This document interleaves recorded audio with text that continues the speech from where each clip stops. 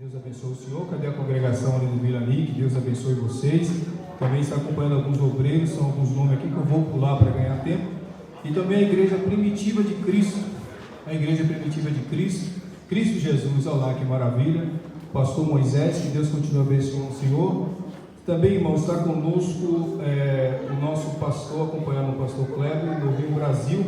Que Deus abençoe o senhor, está aqui, Deus abençoe. Junto com o pastor Kleber está ali o nosso presbítero Kleber, está lá no fundo, não é isso? César, exatamente. Meus irmãos, se eu pulei algum nome, às vezes apercebido, sinta-se bem, sinta-se à vontade, em nome de Jesus. Como vamos dizer? Seja bem-vindo, em nome de Jesus. Visitante, seja bem-vindo, tua presença é um prazer. Com Jesus estamos dizendo, essa igreja ama você. Meus irmãos, está conosco também. Eu vou ficar bonito, vou passar aqui na frente do fotógrafo para ele tirar umas fotos minhas. Já esqueci o nome dele, pastor. O nosso irmão evangelista Gilson, que está acompanhando o ministrante da palavra de Deus. Sinta-se bem, sinta-se à vontade, aqui num lugar diferente da sua casa de oração. Você está aqui para cultuar o nome do Senhor. Que Deus abençoe em nome de Jesus.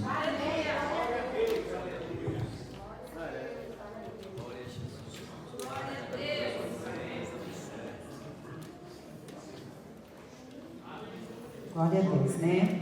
Sejam todos bem-vindos em nome de Jesus. Vou estar passando para o nosso pastor, que vai estar apresentando o preletor desta noite.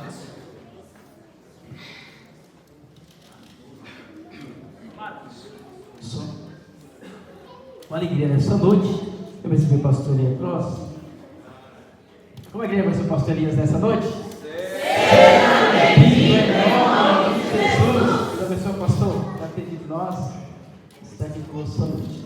Vamos aí, mulher, vem oferta para você nessa noite. Oferta com alegria na casa do Senhor. Curva a tua cabeça, vamos tirar a grande oferta. Meu Deus, em nome de Jesus, Pai, o Senhor está ofertando, cooperando na tua obra nessa noite, ó Deus. Multiplica as bênçãos, o pão cotidiano, deixa faltar. Supressão de cada um que eu te peço, é para os teus filhos, está ofertando na tua obra, em nome de Jesus. Amém. O Senhor nosso pastor. Oferta com alegria.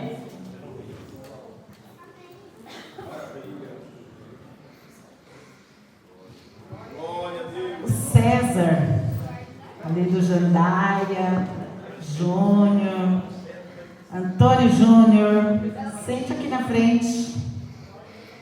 O superintendente ali do Vila Ali, com a sua esposa também, quiser sentar aqui na frente, sejam bem-vindos aqui, ó. É um lugarzinho para vocês, tá bom? A nossa irmã Val vai estar louvando a Deus para estarmos recolhendo os dízimos e as ofertas nessa noite.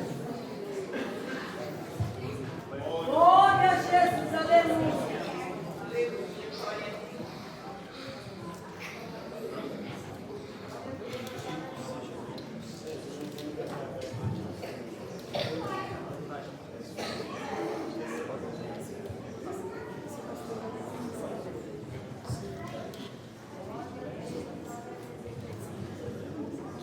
Primeiro da igreja, com a paz do Senhor.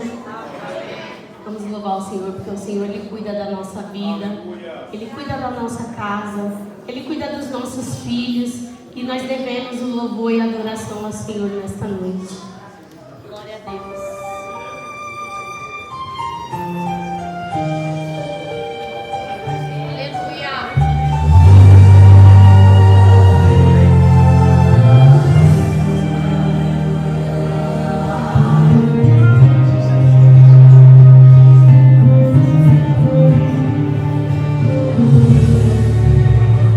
Nossa Senhora, as forças de quem já não tem tanta firmeza.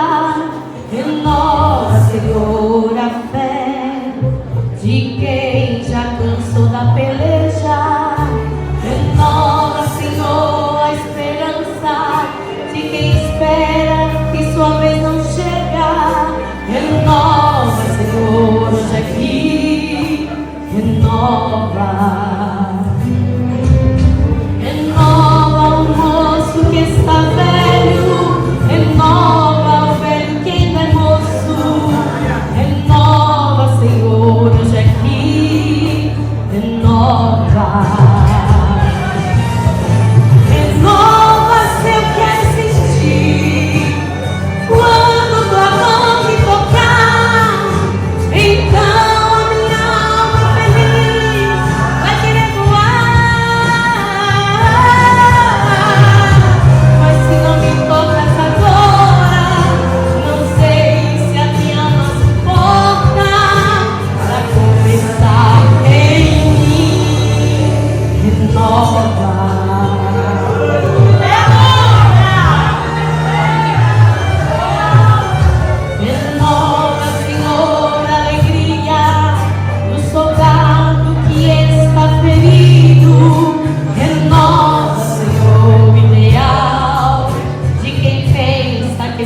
está perdido. Renova, Senhor, o amor do irmão que está ofendido. Renova, Senhor, hoje aqui. Renova. Renova, Senhor, aliança como nos tempos antigos. Renova, Senhor, hoje aqui. Renova. Renova, se eu quero sentir quando tua mão me tocar. Então a minha alma feliz vai querer voar. Mas se não me tocas agora, não sei se a minha alma suporta pra começar em mim. Renova.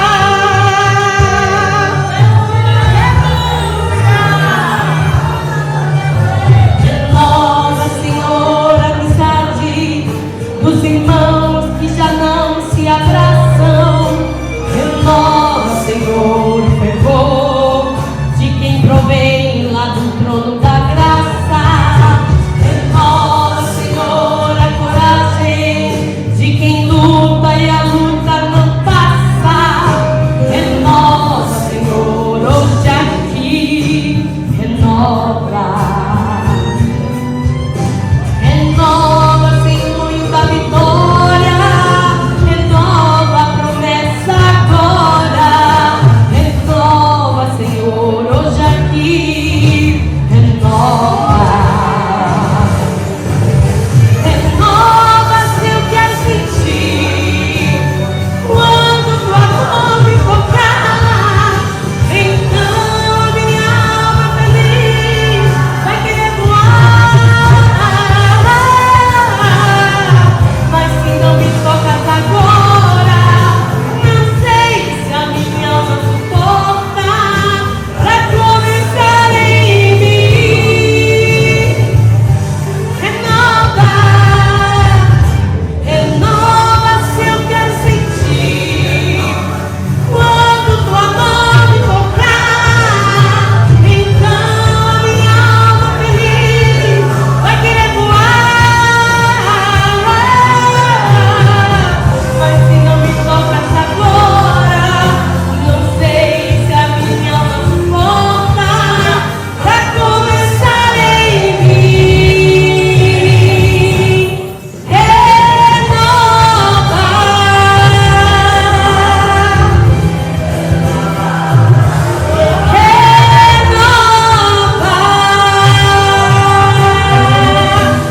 E as palmas para o Senhor nesta noite.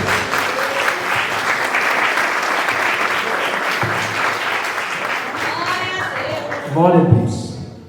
Pastor Kleber está orando, apresentando Pastor Elias Cross, que está ministrando para você nessa noite. Pastor é do campo de Vila Guacuri. Longe, né, pastor? Mas graças a Deus o Senhor está conosco nessa noite. Glória a Deus. Nós estamos felizes, vamos fazermos essa oração para que Deus possa estar usando ricamente aqui o pastor Elias Cross. Glória a Deus. Senhor Deus e eterno Pai, neste momento nós estamos aqui reunidos em Teu nome. E agora, Senhor, chegou o momento de nós estarmos ouvindo a Tua palavra. E eu quero pedir, Senhor, a Tua bênção de forma especial em favor do Teu Filho, Senhor, que vai ser um canal de bênção nesta noite para esta igreja. E nós estamos aqui, Senhor, com o propósito de ouvirmos a Tua palavra. E ao mesmo tempo eu peço, Senhor, ajuda-nos a guardarmos a Tua palavra nos nossos corações. Ó Senhor, é o que nós pedimos e agradecemos no nome de Jesus. Amém. Glória a Deus. Graças a Deus, com muita alegria e satisfação, quero vos cumprimentar com a doce paz do Senhor Jesus Cristo. Amém! Aproveitando o ensejo que os irmãos estão em pés, eu quero ler um texto da Palavra de Deus, que tudo que começa com Bíblia e oração termina bem, né? Mateus 16, versículos de número 18. Mateus 16, verso de número 18, que diz assim: a palavra de Deus. Pois eu também te digo que tu és Pedro, e sobre esta pedra edificarei a minha igreja, e as portas do inferno não prevalecerão contra ela. Amém. Podeis tomar os vossos assentos. Glória a Deus. Muita alegria e satisfação estar convosco nesta noite. Antes de entrar aqui na nossa temática, eu tenho uns livrinhos aqui que eu sempre porto comigo, que livros sempre abrem portas. Livros são muitas revelações de Deus, muita coisa boa. Eu aprendo muito com os livros, Deus me ensina muito através dos livros. Eu tenho um aqui de uma das minhas amigas, escritora Luciana Santini, e Deus os vestiu. Esse livro é destinado às mulheres, porque fala de vestes.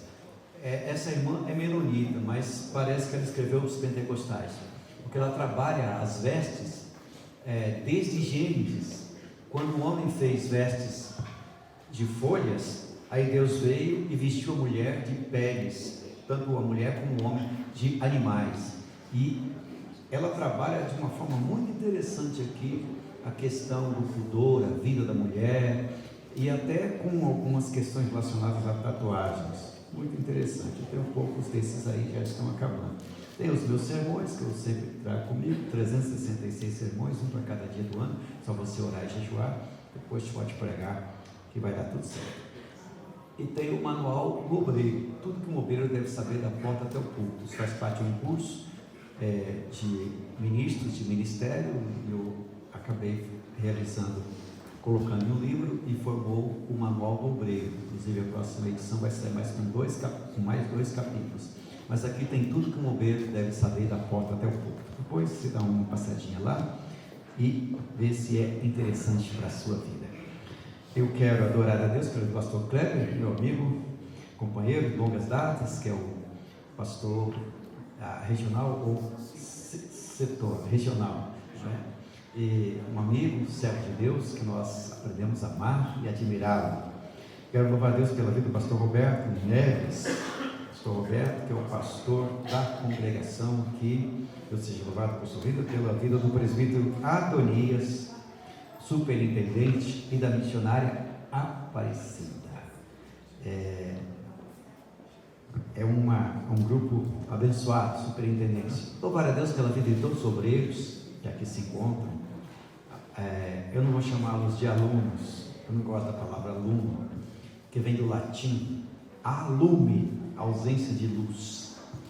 Nós já temos luz, então vou chamá-los de discípulos. Discípulos, servos de Deus, é uma palavra mais apropriada para quem serve ao Senhor. Glória a Jesus. Louvar a Deus pela vida do presbítero, do evangelista Gilson, sempre está entrando em contato comigo a respeito dos irmãos de Guarulhos, uma igreja querida, amada. Louvar a Deus pela vida do presidente da igreja, do pastor Clementino. O pastor Clementino já é, como eu disse lá na reunião, uma lenda viva, um homem com 95 anos, lúcido. Você tira uma foto, ele quer ver a foto para ver se saiu bem. Isso não existe, né? Está quase acompanhando José, Isaac. É uma coisa extraordinária. Que Deus possa dar longa vida ao pastor Clementino. Aleluia.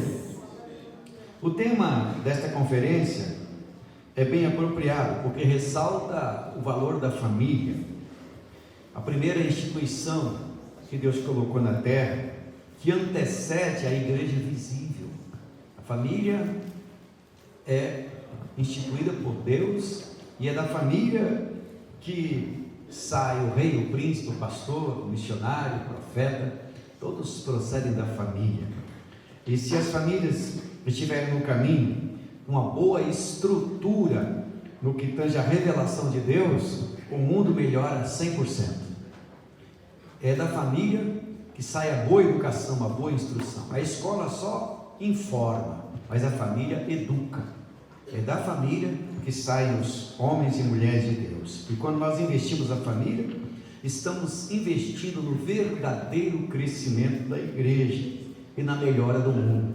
Quer melhorar o mundo? Invista na família. Quer melhorar o mundo? Invista na educação familiar, não educação estadual, é que sai de casa. Essa é a que funciona. E o meu tópico refere-se à origem da igreja e seu propósito.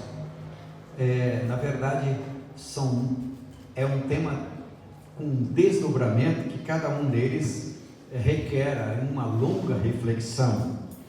Eu li Mateus 16, 18, e Jesus disse: tu és Petrus, e sobre essa pedra edificarei a minha igreja. Tu és Petrus, Jesus falando com Pedro, tu és pedras, pedrinhas, fragmentos de pedra, e sobre essa pedra, que é uma rocha, edificarei a minha igreja. Essa rocha é Cristo, e as portas, no grego dá os portões do inferno, não prevalecerão contra ela. Quer dizer, não tem porta, não tem portão, não tem porteira, nada prevalece contra a igreja de Jesus.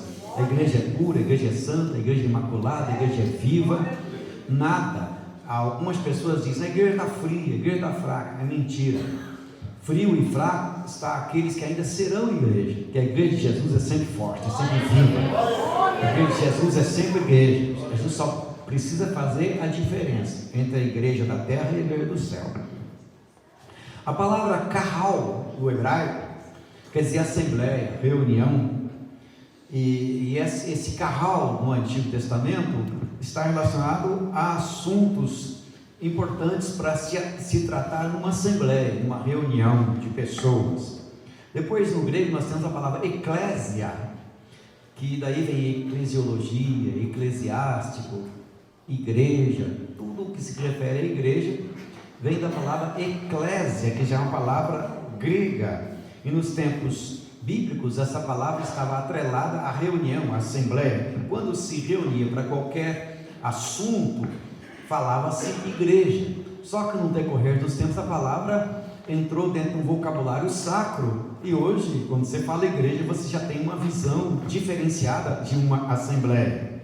Em terceiro lugar, a palavra paroikia, que originou a palavra paróquia, que às vezes a gente imagina que paróquia seja de propriedade católica, porque eles falam paróquia isso, paróquia aquilo. Mas a palavra paróquia vem de paroikia ou paroikos, que significa peregrinos, forasteiros.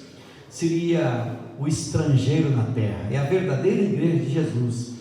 São os estrangeiros, os peregrinos, que não tem pousada certa, não tem morada certa, não tem estado certo, não tem cidade certa. O endereço certo da igreja é o céu. Enquanto estamos aqui, somos peregrinos.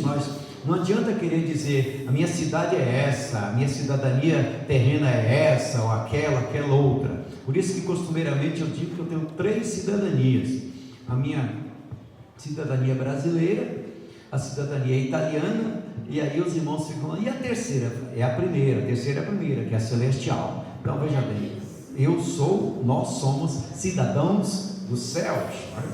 Glória a Jesus.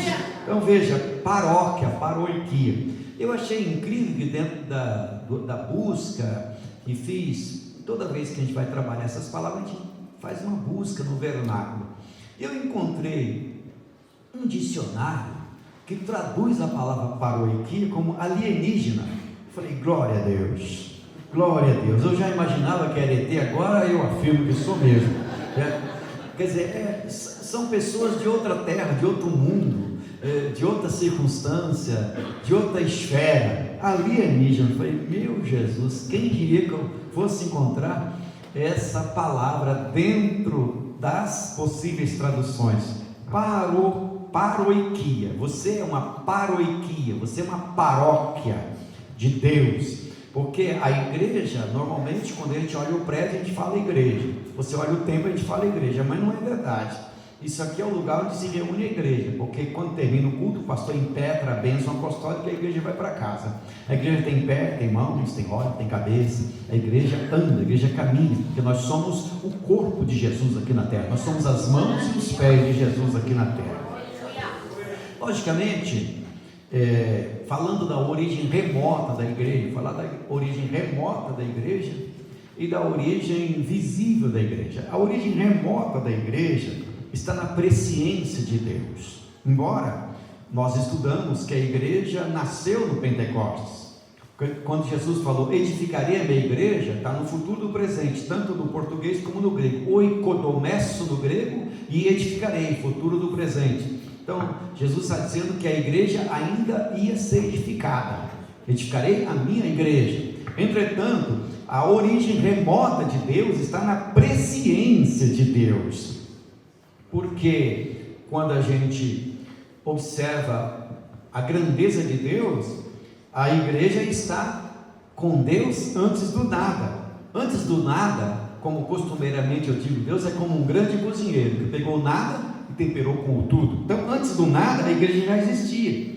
Isso é difícil para nós mortais entender, porque a igreja já estava nos seus planos. Antes de tudo, Deus já tinha o plano da igreja dentro dele. Entretanto, quando lemos Gênesis capítulo 3, versículo 15, quando o Senhor diz: e porém inimizade entre ti e a mulher, e a tua semente e a sua semente, esta te ferirá a cabeça e tu lhes ferirá o calcanhar. Essa é uma profecia messiânica, eclesiológica, eclesiástica e hiperetológica. Palavra difícil, né? Quer dizer, uma profecia ministerial, porque o Senhor estava falando a respeito da semente da mulher, a semente relacionada ao próprio Cristo. Então veja aqui, a origem remota você encontra no próprio Deus, que vai se descortinando no desenrolar das gerações. Aí você vai lá para Gênesis capítulo 12, nós encontramos mais uma luz na origem da igreja. Gênesis 12, 1 a 3. Ora, disse o Senhor a Abraão: sai da tua terra, da tua parentela, da casa do teu pai, para uma terra que eu te mostrarei, e far-te-ei uma grande nação, e te abençoarei grandemente, e tu serás uma bênção, e abençoarei os que te abençoarem, e amaldiçoarei os que te abençoarem. Depois ele finaliza: em ti serão benditas todas as famílias da terra. Ora, o que o Senhor estava dizendo a Abraão? Em ti serão benditas todas, não é só os judeus. Então nós encontramos aqui a origem remota da igreja, nós encontramos a igreja aqui. E Abraão, nesse sentido, foi escolhido para abençoar todas as famílias da terra. Observamos a miúde a questão que Deus tem uma linhagem santa que percorre a história através dos seus escolhidos. Deus tem uma linhagem. Isso é interessante, porque quando você olha a existência humana, você tem Adão. Adão teve 2 filhos, Caim e Abel. O Caim matou Abel, e a geração dos que adoram vem através de Abel, porque Abel foi adorar a Deus de uma forma correta, embora Caim também fosse adorá-lo, mas de uma forma totalmente desviada. E o Caim matou Abel. Mas depois o Senhor deu a Adão um filho chamado Sete, e através de Sete veio Enos, e diz o texto: então começou-se a invocar o nome do Senhor. E de Enos nós temos Enoque. Aquele Enoque foi arrebatado, andou 300 anos com Deus, e Deus o tomou para si. Depois de Enoque você tem vários outros, mas vai pontuar Noé. Noé faz parte dessa linhagem de Sete, Noé. E de Noé veio o dilúvio. Então Deus acabou com toda aquela geração maligna e criou outra geração através de Noé. E Noé, você tem Sem, Cã e Jafé. Através de Noé nós temos um novo repovoamento na terra. Tudo recomeça e o mundo começa novamente. Não é mais no Éden, é lá nas montanhas de Ararat, na Turquia atual, naquelas montanhas. É ali que recomeça todo o povoamento da terra. E nessa linhagem, depois do dilúvio, depois de Noé, é que nós encontramos a linhagem abraâmica, porque o Abraão vem dessa linhagem de Sem. Você observa que a promessa dada a Abraão apontou todas as famílias. Então nós temos muitas abordagens relacionadas a essa bênção que percorre a história, que é a igreja, na pessoa de Jesus, na semente da mulher. Muitas abordagens sobre a origem da igreja não atentam para as suas origens remotas no Antigo Testamento.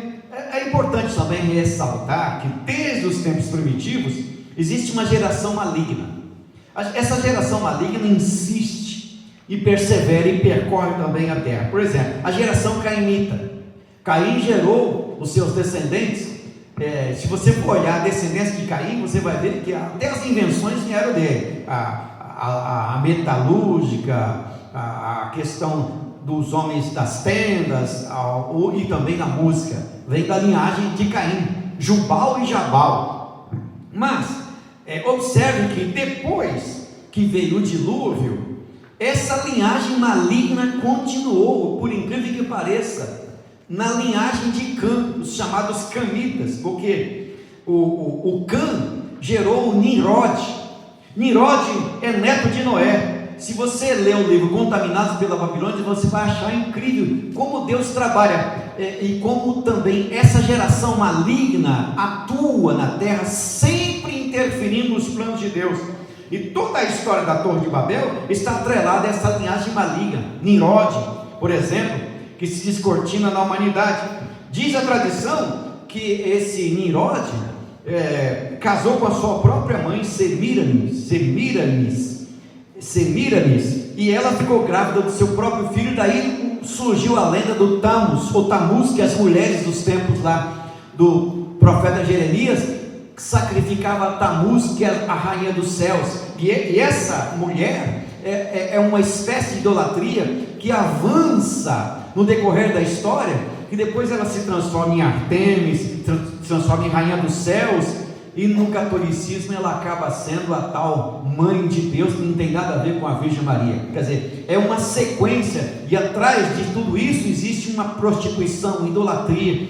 Isso é através da geração maligna que continua. Veja que Deus acabou com a geração caimita, mas através da geração de Cã, essa geração maligna continua. Mas a geração divina vem percorrendo a história e se manifesta através de várias gerações, e é aí que nós vemos a igreja. Essas manifestações ficam bem visíveis, inclusive com a oportunidade que Deus dá a essas gerações malignas, distantes, através de sinais, porque costumeiramente Deus realiza sinais, Deus realiza coisas maravilhosas que não dá para fugir da interferência de Deus. Igual você olha algumas catástrofes que acontecem no Brasil hoje, não dá para ver que não seja a interferência de Deus. Eu não vou entrar em minúcias, mas vocês são inteligentes, sabem o que eu estou dizendo. Por exemplo, a incredulidade continua reinando no meio dessa gente, e Deus faz interferências. Por exemplo, quando Deus se manifestou no Egito, você vê no faraó essa incredulidade, essa geração camita e caimita. O faraó não tinha jeito, quando ele se inclinava, de repente a própria incredulidade o pegava, e Deus acabou fazendo grandes maravilhas, sendo exaltado na própria incredulidade do faraó. Então é incrível observar como Deus trabalhou e se manifestou nessas gerações, onde está a semente da igreja, isto é, Jesus. Por exemplo, de Abraão nós temos os patriarcas, que através de Abraão nasceram os filhos, mas para que viesse a geração semita, a geração da própria igreja, sempre foi necessário um milagre, porque Abraão e Sara era estéril, já estava com quase 100 anos e não tinha gerado um filho ainda, e Deus tinha prometido a Abraão, promessa feita a Abraão, Gênesis capítulo 15, por exemplo, um capítulo maravilhoso. E como foi que Deus fez a sua interferência? Através de milagre. Então veja bem, quando você fala de Deus, fala de igreja, fala de evangelho, se você afastar o milagre, nós não temos igreja, não temos evangelho, nós não temos Bíblia, nós não temos avanço do povo de Deus na terra. Porque observa que a representatividade profética do Cristo está sempre presente. Por exemplo, no tempo de Abraão surgiu um homem que muitas pessoas estudam, mas não trazem aqui uma precisão, que é Melquisedeque. Melquisedeque faz parte de uma linhagem sacerdotal. E pesquisando, por exemplo, naquela Bíblia do Dr. Jimmy Swaggart, Bíblia do Expositor e outros textos, aquela Bíblia diz que esse Melquisedeque, nos tempos de Abraão, a longevidade estava indo em transição para diminuir para 100, cento e poucos anos. E esse Melquisedeque, diz a tradição, que é o Sem, filho de Noé, que Deus mudou o nome dele. E esse Melquisedeque é um homem respeitadíssimo entre as gerações. E é interessante que ele apresentou-se a Abraão e o serviu pão e vinho, exatamente apontando para a igreja lá na frente. Por isso que eu digo que nós vemos aqui a origem remota da igreja. Não estou afirmando categoricamente que o Melquisedeque seja o Sem. Eu estou dizendo o que fala a tradição, o que falam os estudiosos. E eu vejo um certo fundo de verdade nisso, embora não temos provas visíveis, documentais a respeito disso. Mas continuando aí, a respeito dos milagres. Por exemplo, para que essa linhagem da igreja viesse e existisse, e nós tivéssemos o Cristo, houve milagres constantes, curando a esterilidade de mulheres. Por exemplo, Sara era estéril, Deus curou a esterilidade de Sara. Rebeca era estéril, Deus curou a esterilidade de Rebeca. E daí gerou Jacó e Esaú. Jacó, aqui nesse caso, a esposa que ele escolheu, que era Raquel, era estéril. Aí Deus fez algo extraordinário, que eu fico olhando, mas como Deus trabalha. Porque o Jacó, ele chegou na casa do Labão, ele colocou os olhos na Raquel, e a Raquel arrebatou. Jacó trabalhou 7 anos para se casar com Raquel, e no dia que ele casou com Raquel, não tinha luz naquela ocasião, nem as lamparinas. O Labão foi e levou a Raquel lá, mas não era a Raquel, era a Léia. Quando ele acordou de manhã, ele falou: espera aí, mas eu casei com Raquel, por que a Léia está aqui? E ele foi conversar com o Labão e disse: não, é porque aqui primeiro é mais velho, depois é mais nova. E ele trabalhou mais 7 anos para ter a Raquel. Mas eu estive observando, Deus estava nesse negócio da Léia. Por quê? Se você ver a genealogia, a Léia teve 2 filhos, que foram exatamente a raiz dessa genealogia que Deus trabalha. O primeiro foi Judá, e o segundo foi Levi. Entre os filhos, o Judá é a raiz do Messias, e Levi é a raiz do sacerdócio. Aí você vai ver essa raiz sacerdotal, você encontra, por exemplo, Moisés na linhagem de Levi, e Davi na linhagem de Judá, e Jesus é conhecido na Bíblia como leão de Judá. Então, o Jacó queria a Raquel, mas Deus deu primeiro a Léia, naquela época que a poligamia era permissível. Depois veio a Raquel, que gerou José, que foi um grande milagre, que também é um tipo de Cristo. Mas observa que teologicamente nós temos a linhagem da Léia através de Judá e de Levi. E no meio dessas gerações nós temos algumas inserções de povos que não estavam na linhagem de Deus. Por exemplo, Deus usou Raabe. Quem era Raabe? Uma meretriz. Não se dava nada por Raabe. Ela morava em cima dos muros, mas ela recebeu os espias, e por causa, aí a Raabe entrou no meio do povo judeu como uma abertura, e entrou no meio do povo judeu, casou com Salmão, e lá na frente você vai ver a Raabe na genealogia de Jesus. Mas interessante que depois que ela casou com Salmão, entrou uma outra menina chamada Ruth, que não tinha nada a ver com o povo de Deus, uma moabita, que se casou com Boaz, que gerou Obed, que gerou Jessé, e daí veio Davi, e essa também está na genealogia. Então você observa que o Senhor vai fazendo a busca no meio das genealogias, no meio das gerações, e você vê a igreja lá no passado sendo trabalhada através da semente. Aleluia. Eu acho essas histórias maravilhosas, como Deus navega nas genealogias. e na preservação da semente divina, onde está a origem remota da igreja. E no meio de toda essa história genealógica, nós observamos o povo do contra, o povo opositor. Nós observamos o capeta, o diabo usando as pessoas para perseguir e acabar com a semente, acabar com a semente da igreja, a semente de Cristo. Como foi isso? Já começa com Esaú, que se levantou revoltado para matar o Jacó.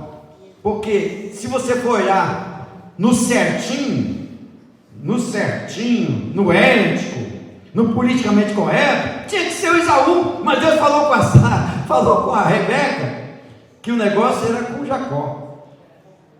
E aí a Rebeca entrou no meio. E o Jacó foi lá para a casa do Labão. Mas quando ele foi para lá, o Esaú se levantou para quê? Para matar o Jacó.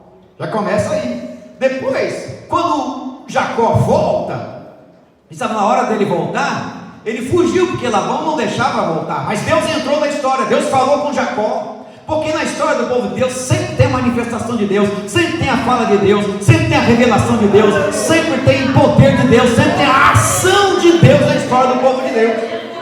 Labão se levantou para ir atrás de Jacó, mas ele não se levantou por bem, não. Ele se levantou para trazer mal a Jacó. E ele andou uma caminhada de 3 dias e encontrou Jacó lá numa das montanhas. Mas durante a noite, Gênesis 31, 24, veio, isso eu acho bonito na Bíblia, Deus a Labão, o arameu, em sonhos, à noite, e disse-lhe: guarda-te de que não fales com Jacó nem bem e nem mal. O que é isso? É Deus preservando a sua semente. É Deus lá no passado olhando para a igreja e diz: a igreja é minha, a igreja é intocável, não há quem possa impedir o nascimento visível da igreja. Aleluia. Depois lá na frente, quando o povo já estava no Egito, Faraó descobriu que alguém seria o libertador do povo. O que ele fez? Levantou-se para matar todos os bebês homens, falou com as parteiras, mas as parteiras temeram a Deus e não mataram. Depois veio a fúria de Faraó e mandou jogar os garotos no rio. Mas Deus tinha um negócio com Moisés. A mãe de Moisés talvez preparou o cestinho chorando, mas se ela pudesse ouvir nas entrelinhas, Deus estava dizendo: Joquebede, você não vê, mas eu vejo. Esse menino que você chora por ele, esse menino, ele vai voltar para você. E em toda a história eles vão falar dele. Moisés voltou para Joquebede. Aleluia. Então você observa que é isso, é a perseguição do inimigo contra a igreja já lá no passado, contra a semente. E aí nós vemos, depois que Israel veio, tomou a terra prometida, os sucessivos cativeiros. São vários cativeiros por causa da fraqueza do próprio povo em servir a Deus. Agora, quando chega lá no tempo da Pérsia, quando o povo é levado para o cativeiro através de Nabucodonosor e fica 70 anos naquele cativeiro, quando chega o tempo do rei Assuero, nós temos ali uma rainha, o nome dela é Radassa, mas o nome correto, o nome que eles usam lá é Esther. Radassa quer dizer uma planta que está no deserto e que nunca murcha, aquela planta que consegue sobreviver o sol do deserto. Assim é a igreja, assim é o povo de Deus. A Radassa, uma menina que Deus agora usa, uma menina, ela e o seu primo Mardoqueu, que fez o papel de pai. O Ramã, que era um descendente de Amaleque, diz aí a história, se levantou para perseguir os judeus, fez uma lei para acabar com todos os judeus. O que é isso, se não a perseguição? Mas Deus usou Esther, Deus usou Mardoqueu, e os judeus foram livres. Depois, lá na frente, quando tem esse período que eles chamam de silêncio, mas Deus nunca fica em silêncio, porque se Deus ficar em silêncio, o silêncio dele fala mais alto do que qualquer outro silêncio, que é aos 400 anos, surgiu uma guerra chamada Guerra dos Macabeus, que os macabeus queriam trazer a ordem para restaurar o judaísmo, por causa de Antíoco Epífanes IV, que foi um homem terrível, foi um monstro, historicamente falando. E naquela ocasião, mais para frente, levantou-se Alexandre o Grande para acabar com os judeus. Isso está nos livros apócrifos. Quem estuda período interbíblico, uma matéria interessante, diz a história que Alexandre se levantou para acabar com os judeus. E quando ele chegou em Jerusalém, já estava tudo pronto para dizimar os judeus. Ele, ao invés de guerrear contra os judeus, se ajoelhou e se colocou em posição de reverência. Os seus súditos disseram: mas rei, o que está acontecendo? Isso é que quando eu entrei em Jerusalém, eu vi o que durante a noite eu sonhei. Eu vi os sacerdotes andando a caráter, e aí eu não posso fazer nada, porque isso aqui só pode ser de Deus, e não pôde atacar os judeus. Então você vê, o que é isso, pastor? É Deus de olho na sua igreja, de olho no seu povo, de olho na raiz, de olho na semente. Aleluia! E aí nós vamos um pouco mais para frente.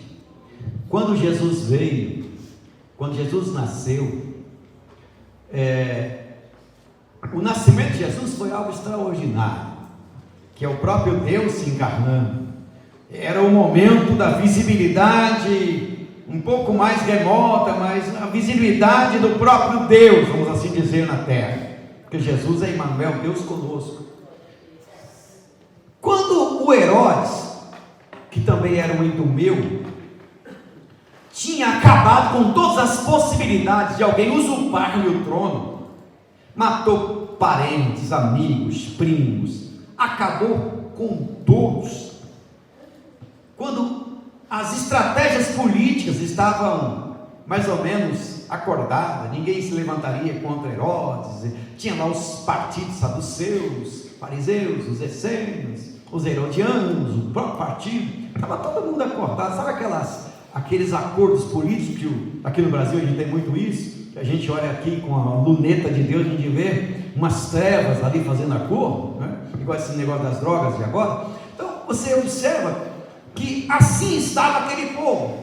Ninguém mais ousaria se levantar contra Herodes. E eis que de repente, diz a Bíblia, que chegaram os magos do Oriente e perguntaram: onde está aquele que é nascido rei dos judeus? A história diz que parecia que todos ficaram atônitos, mas como rei? Os judeus não entendiam. E outra coisa, de onde vieram esses magos? Porque se tinha alguém para compreender, deveria ser os rabinos, os saduceus, os fariseus, devia ser os escribas, os estudiosos da Bíblia. Mas ninguém estava preparado. Eles não souberam interpretar. Eu fico meio amedrontado que de repente não aconteça com muitos isso hoje. Jesus está para voltar e ninguém sabe interpretar as coisas. Os sinais estão bem diante de nossos olhos, todo mundo ali, com os pés na terra, parecendo que vai viver eternamente na terra. Onde está? Herodes ficou preocupado, mandou chamar os judeus, e os judeus foram procurar na Bíblia e disseram: é em Belém, porque está escrito que de Belém sairá. Eles souberam identificar que o Messias nasceria em Belém, mas não foram atrás. Não diz a Bíblia que os judeus foram, que este foi, aquele foi.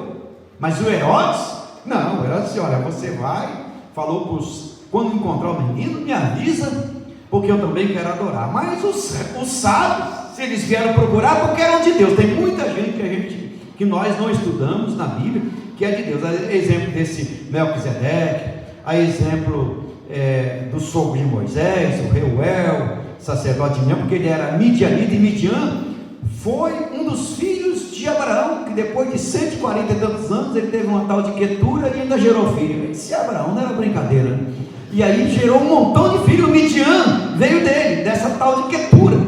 E esse sacerdote Reuel, ou melhor, que era o sogro de Moisés, era exatamente midianita, também temia Deus. Tem muita gente aí que nós não vemos, mas se você olhar com a luneta de Deus, você vai encontrar coisas extraordinárias aqui no livro da vida, que é a palavra de Deus. Aleluia. Mas observe, onde está aquele que é nascido rei? De onde vieram esses homens? Se você for estudar, eles vieram lá da região do Irã, aquela região ali. E toda Jerusalém se perturbou por causa da presença desses homens. Aí, o que Deus fez com José? Deus falou: foge para o Egito. Porque José, o pai de Jesus, tinha intimidade com Deus. Ele foi para o Egito. Aí cumpriu-se a palavra do Egito: chamei meu filho. Então você observa que toda essa história é para pontuar a origem remota da igreja. Porque quando você fala de igreja, a igreja está relacionada a Jesus. A igreja é o corpo de Cristo. A igreja, como disse, são as mãos e os pés de Jesus. A igreja caminha, a igreja enxerga, a igreja vê, a igreja anda. E quando a igreja faz isso, Deus anda com ela. Quando a igreja para, Deus para. Quando a igreja toca, Deus toca. O que é a igreja? A igreja é você, a igreja somos nós. A igreja é uma das instituições mais poderosas de Deus na terra, depois da lei. Não tem nada que supera a igreja. Ser igreja é a coisa mais maravilhosa que tem na face da terra. Aleluia. Glória a Deus. E a presença de Jesus aqui é algo maravilhoso, porque, como eu já disse, nós precisamos meditar na sua descida. O que é a descida? É a sua encarnação. Ele sendo Deus, ficou 9 meses no ventre de uma mulher. Ele sendo Deus, ficou no carcoço do cérebro de uma criança. Ele sendo Deus, obedeceu leis terrenas, obedeceu ao pai humano, sendo Deus. É a única vez que você vê na história Deus caminhando entre o povo, mais visível. Deus que entra nas nossas casas, Deus que come conosco, Deus que caminha nas nossas ruas, Deus que toca as pessoas, Deus que abraça os humildes, Deus que anda pelas ruas, pelas suas caravanas, Deus que atende o pobre, cansado e oprimido, Deus que abre os olhos do cego, aleluia, Deus que ressuscita os mortos, Emanuel, Deus conosco. Isto é, a encarnação, a descida. Se você estuda Deus no Antigo Testamento, ninguém pode olhar para Deus. Se as pessoas conseguissem olhar para Deus, elas morriam. Moisés olhou para Deus pelas costas, depois o povo que não podia olhar para cá, para o rosto de Moisés. Agora você imagina, agora Deus vem e se humilha, Deus se humaniza, Deus desce, Deus fala, coisa maravilhosa. Nunca aconteceu na história algo semelhante. Então isto é a encarnação, a humanização. E quando você estuda Efésios 4, 8, 11, diz que ali ele desceu, e porque ele desceu, então ele foi até as partes mais baixas da terra, depois ele subiu e deu dons aos homens. Efésios 4, 8 a 11, deu dons aos homens. Aí começa o ministério da igreja, o ministério da igreja. Quando você olha Filipenses 2, 7 e 8, é a mesma coisa. A gente chama esse texto de efeito kenosis, que é o auto-esvaziamento de Cristo. Assim sendo, irmãos, nós temos a origem remota da igreja em toda a história do Antigo Testamento, e a origem da igreja através do Cristo encarnado fica um pouco mais visível, porque antes da visibilidade da igreja, nós temos um modelo prévio de igreja. Você tem Jesus, você tem os 12, você tem uma tesouraria, e depois tem a instituição da ceia. Então, antes de nascer a igreja, você já vê um protótipo da igreja, não é? Até tesoureiro tinha. Esse tesoureiro não era convertido, mas tinha. E quando a igreja vai nascer, então Jesus faz algo tremendo. Ele institui a ceia bem na época da Páscoa, quando a Páscoa celebrava exatamente a libertação do Egito, quando a Páscoa apontava para o Cordeiro, quando a Páscoa apontava para a libertação da escravidão, quando a Páscoa apontava o fato de Deus ter comprado um povo para si, libertando do Egito. E eles matavam o cordeiro, passavam sangue nas ombreiras da porta, e na ocasião da Páscoa que se comemorava, então matava-se o cordeiro, comia churrasco, comia ervas amargas, aleluia. Isso era a Páscoa, bem diferente da Páscoa apostatada, que eles chamam de cristã, porque na Páscoa bíblica você tem um cordeiro, e na Páscoa mundana você tem um coelho. Na Páscoa bíblica você tem churrasco, na Páscoa mundana você tem peixe. Na Páscoa bíblica você tem ervas amargas, na Páscoa mundana você tem chocolate. Não tem nada a ver, né? Não tem nada a ver. E a maioria dos crentes mergulham nessa idolatria esdrúxula, difusa, confusa e obtusa. Mas bem nessa ocasião o Senhor Jesus instituiu a ceia. Então o cristão não é chamado para comemorar a Páscoa. O cristão é chamado para comemorar Cristo, comemorar a ceia, que nós celebramos uma vez por mês, outras igrejas celebram uma vez por ano. A ceia está tudo o que os judeus tinham na Páscoa, nós temos na ceia.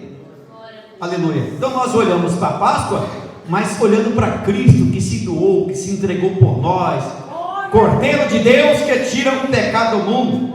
Aleluia.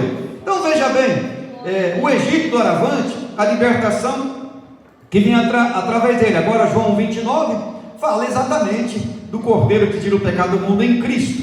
E o texto depois lá na frente, que tem a instituição da ceia, que foi exatamente no cenáculo. A ceia foi no cenáculo onde veio o Pentecostes, em Atos capítulo 2, aleluia, onde a igreja, os discípulos receberam o Pentecostes. Foi exatamente ali a ceia, e é a partir dali que nós temos o nascedouro da igreja, tal como Jesus disse: edificarei. Então já está na hora da igreja ficar visível. E quando a igreja se visibiliza, isso significa o trabalho. Você tem que olhar para o trabalho de Deus nas gerações passadas.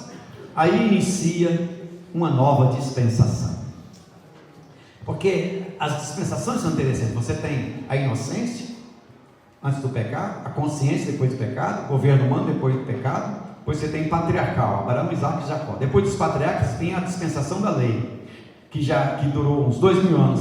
E aí vem a dispensação da graça, que é a sexta dispensação, que é essa que nós estamos inseridos, dispensação da graça. E daqui a uns dias essa dispensação se acaba e começa uma chamada milênio. Mas antes disso vai acontecer o arrebatamento da igreja, o toque da trombeta. A igreja vai arrebatar, os crentes serão transformados. Enfim, Jesus vem, arrebata a igreja e nós vamos celebrar a ceia. Vamos comemorar a ceia lá no céu, com Jesus, Abraão, Isaac, Jacó e todos os santos que foram arrebatados e foram levados ao céu.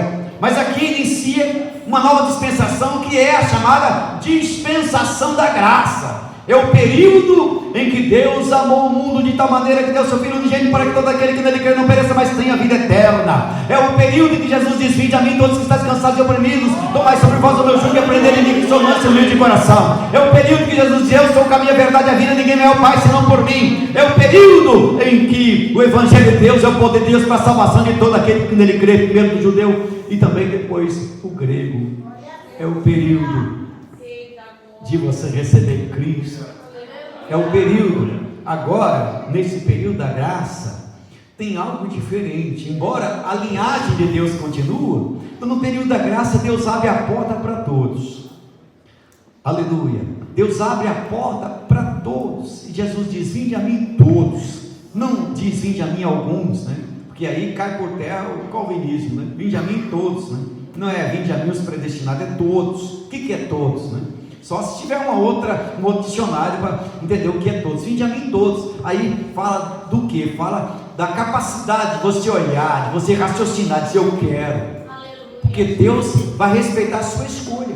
Por que o faraó, temos toda aquela história? Porque Deus respeitou a escolha dele de incredulidade. Ele escolheu não crer, ele escolheu não obedecer, ele escolheu ficar fora de uma agenda de Deus. Aleluia. Então, meus irmãos, nasce a igreja. A igreja nasce em Atos capítulo 2. Toda essa igreja remota agora se visibiliza, nasce. As pessoas podem ver a igreja visível, algo maravilhoso. Atos capítulo 2, versículo 1 ao 4. E cumprindo-se o dia de Pentecostes, estavam todos reunidos no mesmo lugar, e de repente veio do céu um som veemente e impetuoso, e encheu toda a casa em que estavam assentados, e foram vistos línguas repartidas como que de fogo, os quais pousaram sobre cada um deles, e todos foram cheios do Espírito Santo, e começaram a falar em línguas, conforme o Espírito lhes concedia que falasse. Aí nasce a igreja, aleluia. A trombeta de Deus, o som de Deus, a voz de Deus, a manifestação de Deus, a graça de Deus, a comunicação de Deus, a revelação de Deus, torna-se visível, e todos correm para lá. Era a festa do Pentecostes, 50 dias depois da Páscoa. Interessante que esses 50 dias depois da Páscoa era um dia após o sábado. O Pentecostes cumpriu-se exatamente no domingo, que no latim é dies dominicus, quer dizer dia do Senhor. É o dia que Jesus ressuscitou, é o dia que veio o Pentecostes, e também o dia que ele subiu às alturas. Nesse dia os crentes estavam reunidos, porque Jesus disse: ficai em Jerusalém. Ficai em Jerusalém, até que lá do alto sejais revestidos de poder. Aleluia. E a igreja de Jesus começa com a obediência. Aleluia. A igreja de Jesus começa com a obediência no tempo certo. Eu descobri hoje que tem obediência retardada, obediência tardia, e tem a obediência no tempo certo. Essa é a obediência no tempo certo. Eles estavam lá, não chegou ninguém lá para ficar falando: oh, dá 10 glória a Deus, dá 10 pulos, e fala isso, faz aquilo. Não, eles estavam lá sentados, do jeito que os irmãos estão aqui, aleluia. Não chegou nenhum animador de público, de plateia, porque hoje em dia está cheio de animador de público, de plateia. Não, eles estavam lá em obediência, porque de repente ia acontecer alguma coisa, num lugar diferente, no cenáculo. O mundo então estava em festa, mas um grupo de 120 estava ali. Mas eu acredito que de repente o Espírito Santo começou a trabalhar aqui e ali, um dizia glória a Deus, aleluia, bendito seja Deus, e de repente veio do céu um som veemente, impetuoso, encheu a casa, aleluia, e todos foram cheios do Espírito e começaram a falar em línguas. A Bíblia diz que essa manifestação atraiu povos, porque é isso, irmãos. Quando Deus está no lugar, as pessoas sedentas são atraídas a esse lugar. Quando Deus está com o homem, com a mulher, não tem jeito. É como João Batista foi para o deserto, e lá no deserto a multidão foi atrás de João Batista, porque no deserto tinha um homem de Deus. Onde tiver um homem de Deus, tem milagre, tem cura, tem revelação, tem transformação, tem sinais, e as pessoas são iluminadas, porque Deus trabalha através dos seus filhos e filhas. A igreja estava ali, e Deus estava ali. Aleluia. Onde está a igreja? Deus está. Não fique longe da igreja. Você quer ter Deus, quer ouvir Deus, quer falar com Deus, quer receber revelação de Deus, quer ser instruído por Deus, venha para a igreja. Esteja na igreja, porque na igreja tem palavra, a igreja tem revelação, a igreja tem instrução, a igreja tem algo maravilhoso para os seus filhos e filhas. Na igreja sempre tem uma palavra profética específica para cada um dos seus filhos. Eu ensino lá na igreja. Esteja atento a tudo que acontece na igreja, desde o início do culto até o final, porque Deus tem uma palavra para cada um dos seus filhos, e a palavra que Ele tem para um não é para outro, embora a mensagem seja a mesma, mas Deus tem uma palavra específica. Onde Deus fala isso? Na igreja. Então colha sempre a palavra profética para a sua vida de cada culto, assim como nós oramos: o pão nosso de cada dia nos dai hoje, a palavra profética de cada dia nos dê hoje. Deus vai te dar entendimento, você vai começar a compreender os mistérios do Senhor que se manifestam na igreja. Deus está com a igreja, Deus anda com a igreja, Deus fala com a igreja, Deus se revela através da igreja, Deus age através da igreja. Seja igreja. Porque tem gente que não quer mais ser igreja. Encontrei um indivíduo desse em Guarapari, uma época que eu estava de férias, conversando aqui, conversa vai, conversa vem, e eu falei: eu sou crente, eu também sou, eu sou pastor, eu também sou. Depois eu perguntei: de que igreja você é? Eu disse: você vai entender isso. Eu superei a igreja. Ele falou: sai fora, capeta. Superou a igreja? O camarada era pastor e disse que tinha superado a igreja. Está cheio de gente assim, que está dentro da qualificação dos desigrejados, superou a igreja. Se você não toma ceia, se você não vai para a escola dominical, não vai para o culto, não adora a Deus, não serve a Deus, você não serve a Deus nenhum, só o Deus mamon, o Deus do dinheiro, Deus que você criou para você mesmo, porque Deus está na igreja, Deus caminha com a igreja, Deus fala com a igreja, aleluia, glórias a Deus. Então observe que eles estavam reunidos, e o barulho que Deus fez atraiu a gente, atraiu os povos. As pessoas estavam nas suas festas normais, no Pentecoste lá normal, da festa das semanas, do Shavuot dos hebreus, mas de repente escutaram um barulho diferente. O barulho de Deus atrai. O barulho de Deus não põe as pessoas para correr, atrai as pessoas. E eles foram para lá e viram homens e mulheres que não eram poliglotas, homens e mulheres que não tinham estudado nas universidades da época, mas de repente falavam na língua de todas as nações as grandezas de Deus. E eles olhavam para o outro e diziam: o que é isto dizer?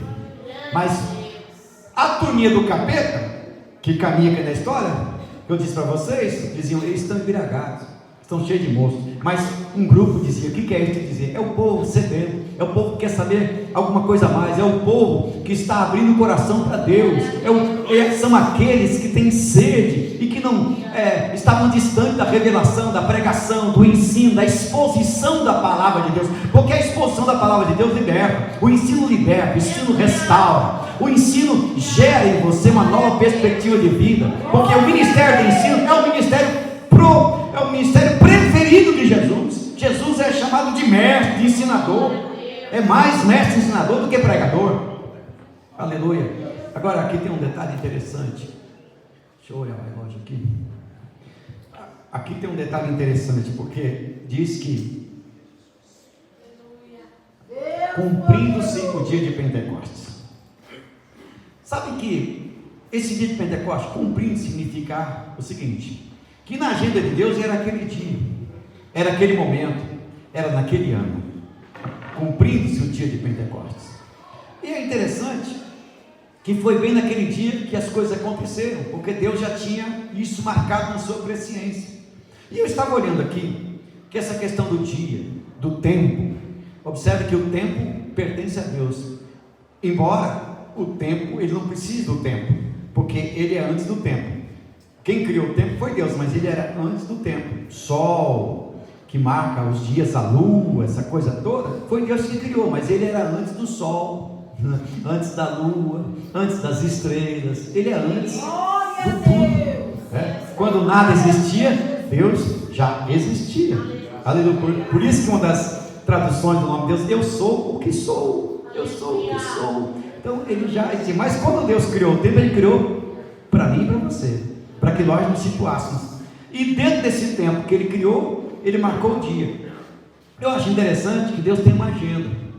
Deus tem uma agenda. Você pode obedecer ou desobedecer a agenda de Deus. Eu acredito que nessa noite você está dentro da obediência à agenda de Deus, certo? Você está aqui, você está adorando, você já trabalhou, certo? E você está aqui porque você disse sim à agenda de Deus. Então você veio, mas tem muita gente que não se coaduna, não se permite entrar dentro da agenda de Deus, mesmo que a agenda de Deus contradiga alguns dos seus planos. O que vale tem que ser o plano de Deus, minha filha. Você está entendendo? O que vale na sua vida tem que ser o plano de Deus. Embora, mas Senhor, o meu plano é esse. Olha, se Deus falou, desmanche o teu plano, que o meu plano é que vai prevalecer, deixa o teu plano fora e siga o plano de Deus. Mas você também pode fazer um plano e colocar diante dele. Você vai receber a aprovação. Aqui nós estamos falando de um dia que Deus tinha marcado. E é interessante que o texto diz que a casa se encheu. A casa se encheu. Essa casa é a casa cenáculo, mas é a casa você. A casa se encheu de Deus. E quando a casa se enche de Deus, então você tem uma visão de Deus, tem uma perspectiva de Deus, você tem uma revelação de Deus, você tem Deus dentro de si, você é dirigido por Deus, orientado por Deus, capacitado por Deus, e isso muda toda a sua vida, a sua história de vida muda tudo. Por exemplo, Saulo de Tarso tinha uma agenda. A agenda dele era perseguir os cristãos, e ele achava que estivera ou estava dentro dos planos de Deus, mas Deus tinha algo com ele na estrada de Damasco. Quando ele encontrou com Jesus, a agenda dele, caiu ele e a agenda dele, caiu ele e os planos dele, caiu ele e as perspectivas, caiu ele e todos os seus diplomas, todos os seus cabedais, caiu ele. E ele agora olha para o céu e diz: quem és tu? Eu sou Jesus, a quem tu persegue. Que farei? Muda tudo, vai para Jerusalém, ou melhor, vai lá para a rua direita e fica lá, porque eu já tenho o meu servo Ananias. Deus falou com Ananias, que Ananias tinha uma intimidade com Deus.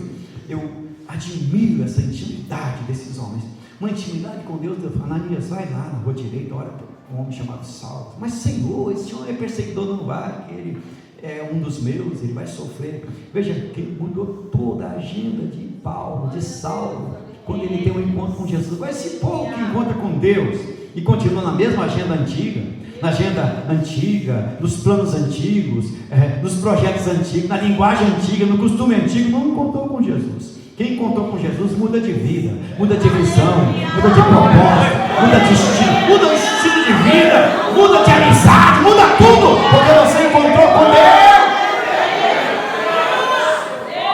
Aleluia!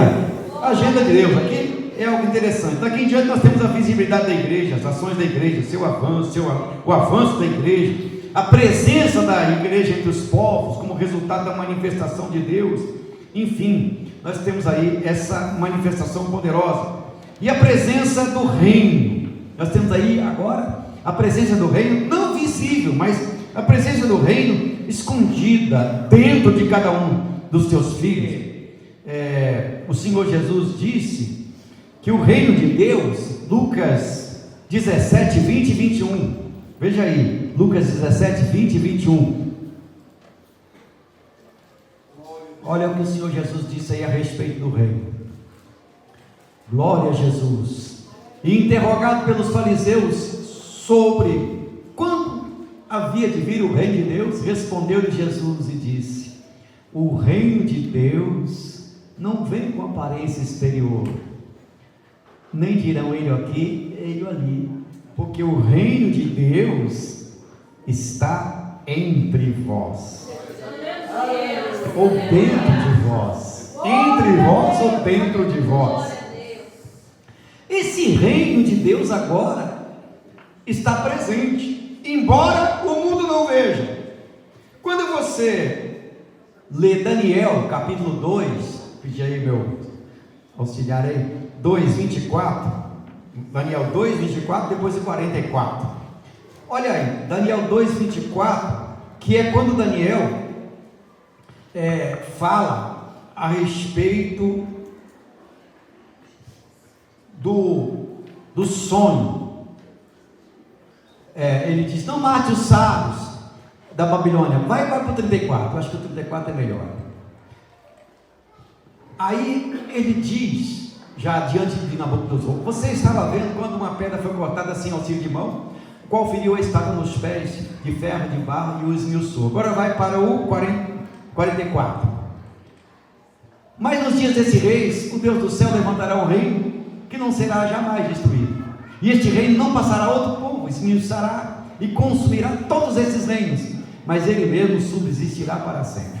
Quando ele fala desse reino, porque o Nabucodonosor teve um sonho e esqueceu, e porque ele esqueceu, queria matar os sábios. De repente, Daniel, que não tinha, nem sabia o que era, foram buscar Daniel para matar, quando nem tinham procurado para interpretar o sonho, porque eles foram atrás dos feiticeiros. O mundo também é assim. Daniel falou: mas por que o rei quer matar os sábios? Aí contaram a história. O rei, Daniel disse: não mate os sábios agora, fala para o rei esperar um pouco. Ele foi orar, e o crente é assim, o crente resolve tudo na oração. Você tem algum problema difícil, alguma coisa impossível, vai para a oração, vai orar, não vai rezar não, porque tem crente que em vez de orar, reza.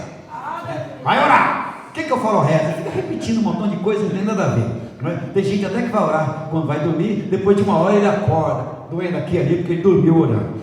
Então veja bem, Daniel orou de verdade, orou, e Deus revelou para Daniel o que o rei tinha pensado antes de sonhar, e ele revelou o sonho. Daniel contou para o rei, e ele deu a interpretação. Então, o rei estava olhando, perguntando o que seria depois. Aí o rei sonhou numa estátua enorme, cabeça de ouro, brasa, prata, bronze, ferro, uma estátua enorme. Enquanto o rei estava olhando essa estátua, uma pedra foi cortada da montanha, sem auxílio de mãos, e bateu nos pés da estátua, e acabou com a estátua, virou vento, e a pedra foi crescendo, crescendo, crescendo, crescendo, crescendo, crescendo, crescendo, e tomou o mundo. O que é isso? É Cristo. A pedra é Cristo, e essa pedra já nasceu, ela se encarnou, aleluia. E esses reinos, esse povo que está cantando aí, eles estão fazendo tudo o que pode, o capeta com eles, mas eles estão com os dias contados, porque a pedra está aí. A pedra está aí, esses reinos, isso acontecerá visivelmente no milênio, porque quando Cristo voltar na sua segunda fase, a segunda vinda, ele vem com toda a igreja, porque a igreja já celebrou a ceia das bodas do Cordeiro, enquanto o mundo estiver mergulhado aqui na perseguição do anticristo, batalha do Armagedon, quando os judeus não têm para onde olhar, não terão para onde clamar, eles clamarão pelo unigênito do Pai, eles não têm saída, e de repente aparecerá no céu o sinal, o Filho do Homem, vindo com grande poder e grande glória. E diz, segundo aos Tessalonicenses, capítulo 2, que ele olhará aquela cena e fará assim, ó, acaba com o anticristo, falso profeta, acaba com tudo, ele vem, Jerusalém que desce, estabelece o milênio. E diz o texto que todas as nações têm que se inclinar diante dele. Aquele que ousar se rebelar contra, o olho apodrecerá, a língua apodrecerá. É o tempo que a terra se encherá do conhecimento do Senhor, como as águas cobrem o mar. A pedra veio, bateu nos pés e acabou com todos os reinos. Não tem Putin, não tem Trump, não tem sei lá o que, não tem anticristo, não tem ninguém. A pedra vem e acaba com tudo. É o reino visível, mas enquanto isso, o reino está dentro de você, dentro de nós, na igreja. Aleluia, porque Jesus disse para pregar, dizendo, a voz é chegada, o reino dos céus, o reino de Deus é chegado, o reino está presente, é a missão da igreja, a tarefa da igreja. Aleluia. O certo é que a pedra encheu o mundo. Apenas até agora uma lente hermenêutica, você coloca uma lente para ver. Eu entendi outro dia que você lendo a Bíblia, depois que você passa umas 20 vezes, umas 30 vezes, as coisas começam a ficar boas aqui, porque você vai vendo coisas que você não via. Deus vai abrindo os seus olhos para detalhes que você não se prendia. Eu costumeiramente digo que uma pessoa só lê um livro depois se lê 3 vezes, aí você pode dizer que leu um livro, porque a primeira olhada é um olhar assim, panorâmico, é como subir a montanha e olhar lá da montanha as árvores lá embaixo. Aí você olha da montanha e vê lá um pé de abacate, você olha o pé de abacate, olha o pé de limão, você está na montanha, olha o pé de laranja, você está na montanha, olha a manga, está na montanha. Um dia você resolve descer da montanha e ir lá perto que você ficou a vida inteira dizendo que era limão e você descobre que era laranja. Meu Deus, o povo que não lê a Bíblia fica pregando que não sabe, né? Fica pregando. Aí você vai ver que o abacate não era abacate, era outra coisa. O abacate era manga. Você vai ver que muitas coisas que você dizia que era, meu Deus, mas quanto tempo eu fiquei dizendo que era a segunda ou terceira leitura. Aí depois você vai aprofundando, aí você vai sentir o sabor da fruta, você vai ver as vitaminas da fruta. Essas coisas maravilhosas. Então, eu observei, orando outro dia, que você abre a Bíblia, bom, é a chamada lente hermenêutica. 1 Pedro 1, verso 1 e 2, ali fala que a igreja é eleita segundo a presciência de Deus. Depois, aos Efésios, capítulo 2, 20 e 22, diz que nós somos edificados sobre o fundamento dos apóstolos e profetas. Então, a igreja está bem solidificada, a igreja está bem fundamentada, mas a igreja tem um propósito. O propósito da igreja é maravilhoso, porque primeiro a gente tem que saber o que é a igreja, Igreja não é um grupo social cujos membros se reúnem ocasionalmente para gozar a companhia uns dos outros, para se divertir e trocar ideia. Isso não é igreja. Igreja não é uma casa de saúde, onde os deformados espirituais e os moralmente anônimos tratam dos seus males hereditários. Isso não é igreja. Igreja não é um ajuntamento de pessoas. Igreja não é organização humana. Igreja não é propriedade humana. Igreja é o corpo de Cristo. A igreja é Deus na terra. Quer encontrar com Deus, vai à igreja. Quer falar com Deus, vai à igreja. Porque Deus fala com a igreja. Deus se comunica à igreja. Deus se revela à igreja. Jesus diz: edificarei a minha igreja. Veja bem, minha. Não é do ministério A, ministério B. Aliás, às vezes nós pastores cometemos um erro. A minha igreja, é errado. Deus não gosta disso. Um dia eu estava orando para construir uma igreja. E como eu não tenho dom para trabalho de pedreiro, a única coisa que eu talvez seria é servente, porque bater martelo, sentar tijolo, não é minha praia, não nasci para isso.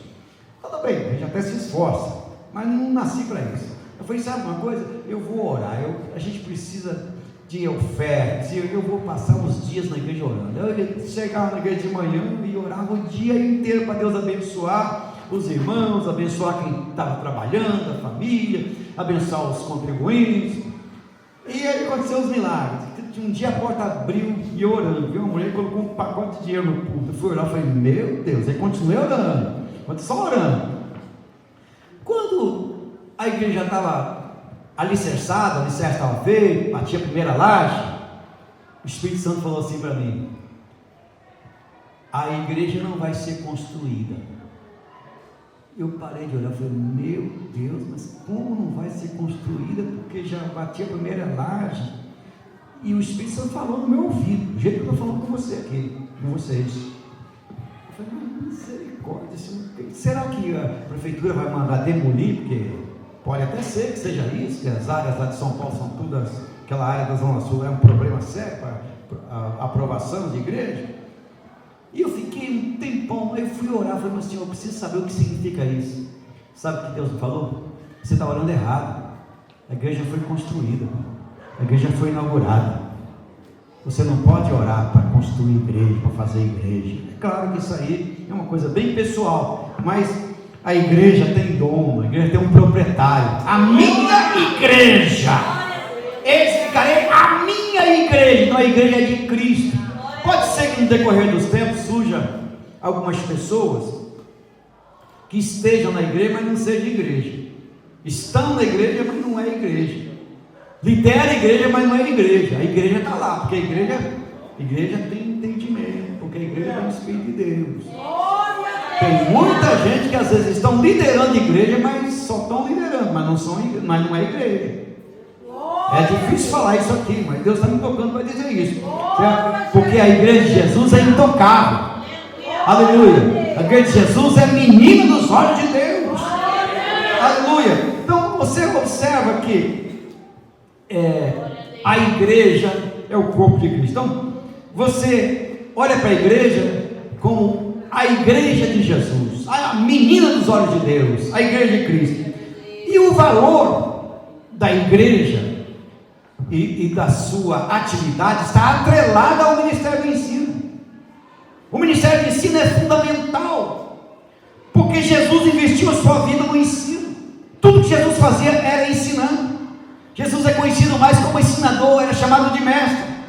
Diz lá Mateus capítulo 5, versículo 2, que Jesus, vendo as multidões, aleluia, versículo 1, ou vendo a multidão, eu vi a versão falando, subiu ao monte, e assentando-se, aproximaram-se dele os seus discípulos, e abriu a sua boca, e os ensinava. E a palavra que ele diz aí na sequência, é uma das mais difíceis de se entender na Bíblia. Bem-aventurados os pobres de espírito, porque deles é o reino dos céus. Aperta a mão do seu irmão e diz: a paz do seu irmão pobre de espírito, para você ver se está certo. Irmão pobre de espírito, como é que está? Que conversa é essa? Que conversa é essa, irmão pobre de espírito? Né?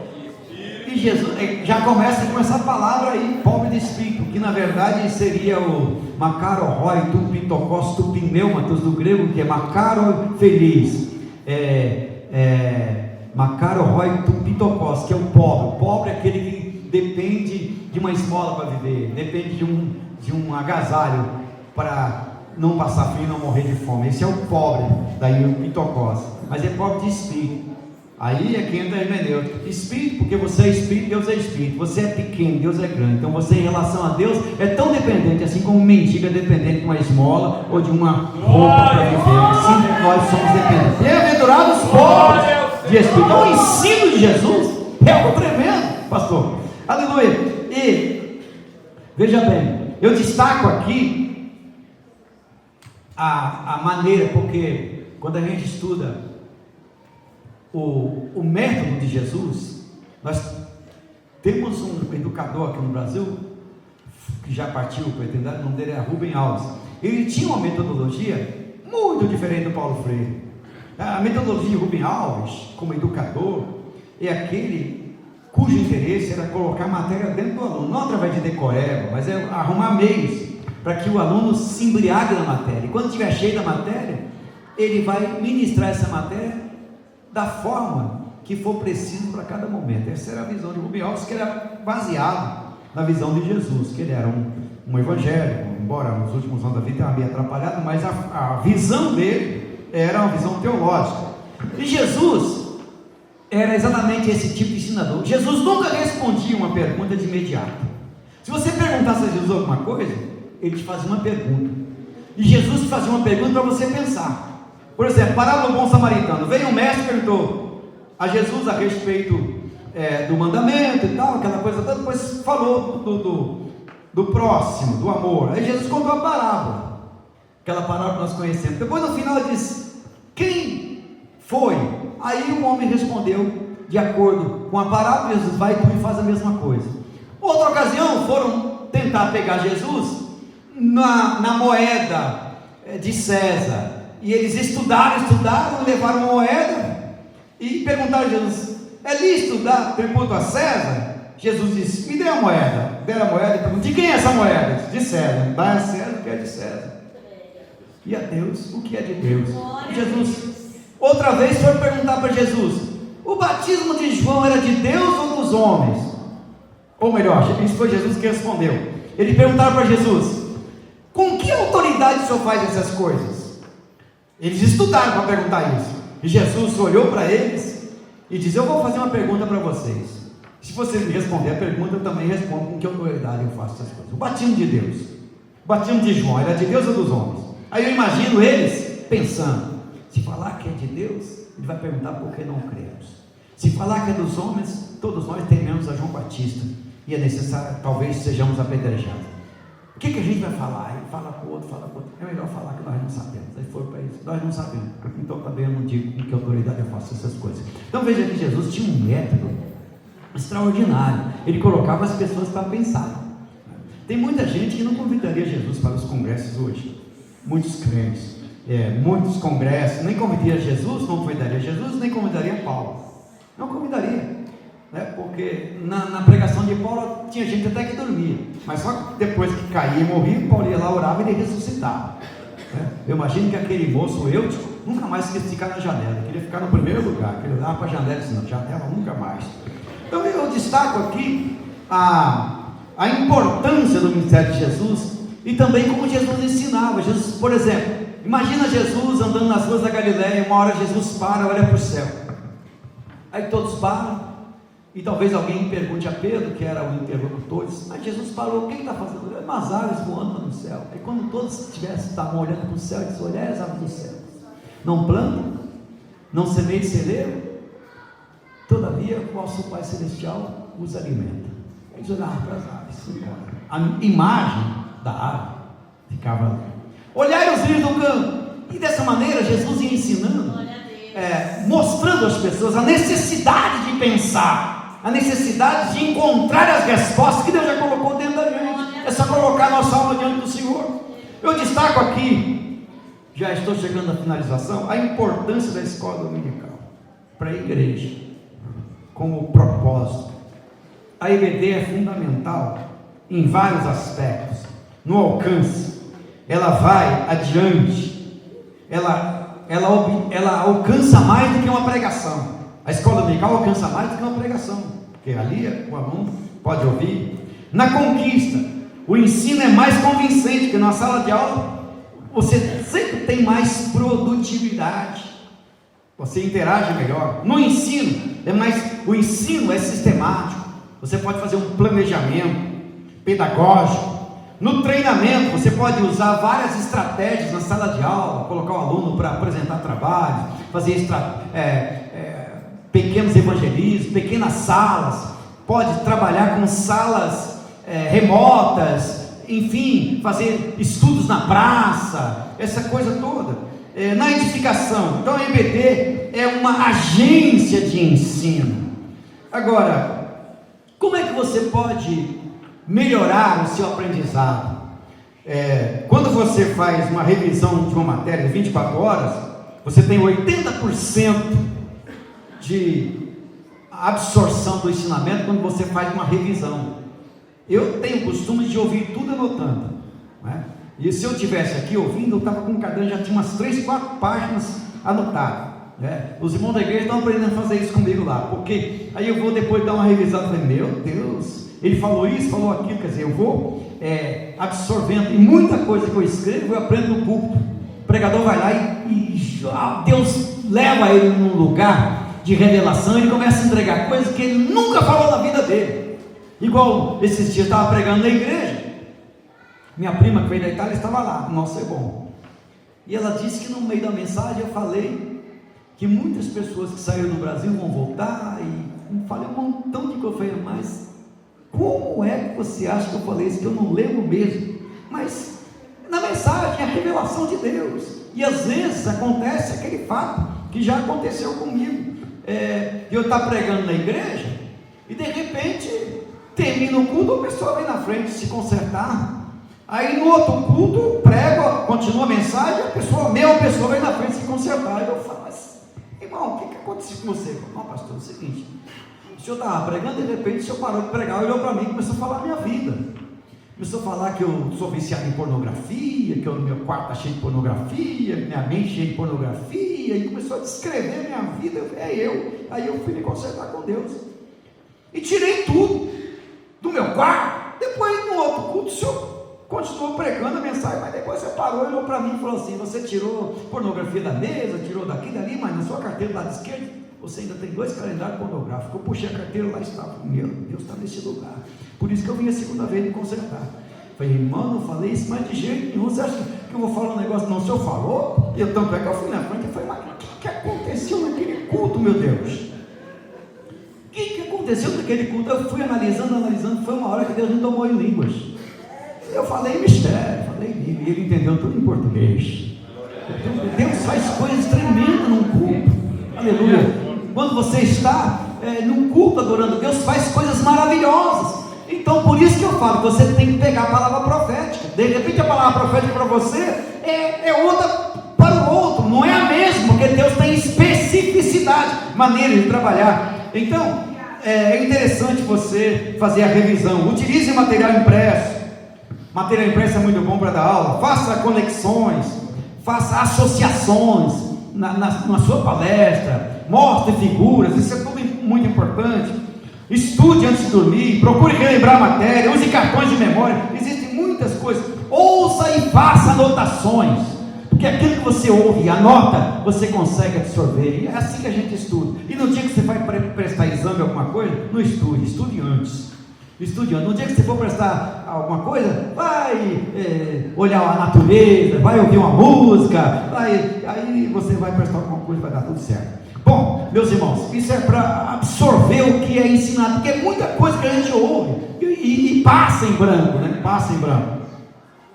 Agora eu tinha um outro tópico para entrar aqui, que eu não tenho condições de entrar porque o relógio não manda parar. É sobre a grande comissão, a grande tarefa da igreja, que começa com Mateus 28, 18 a 20, Marcos 16, 15 a 20, Lucas 24, 46, João 21, enfim, toda essa visão. Mas eu quero deixar aqui para concluir, 3 coisas fundamentais que a igreja precisa entender que ela está dentro do propósito. A igreja, ela faz 3 coisas. O primeiro é para cima, o segundo é para dentro e a terceira é para fora. Para cima a igreja adora, glorifica, exalta o nome do Senhor. A sua primeira missão é adorar a Deus, é você resgatar o que foi perdido na adoração. Porque se o homem não adora a Deus, ele adora o dinheiro, adora a sua profissão, então para cima, sempre adore a Deus.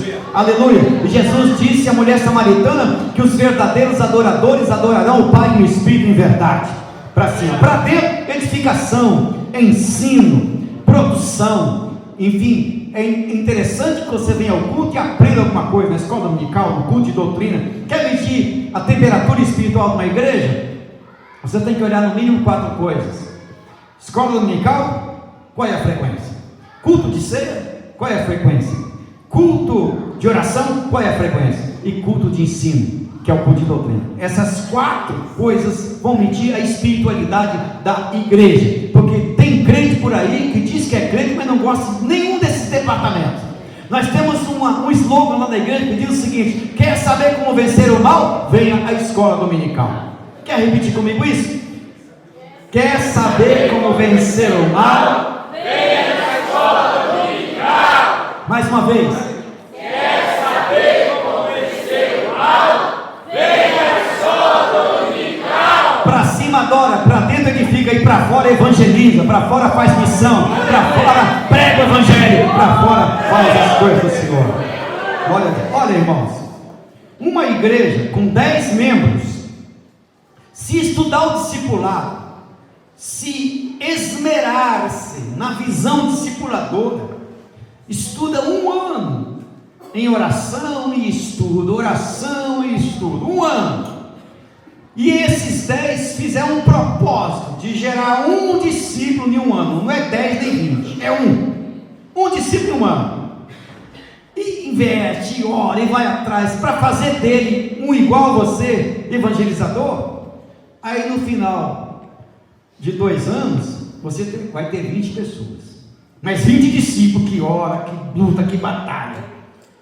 Esses 20 vão gerar mais outros.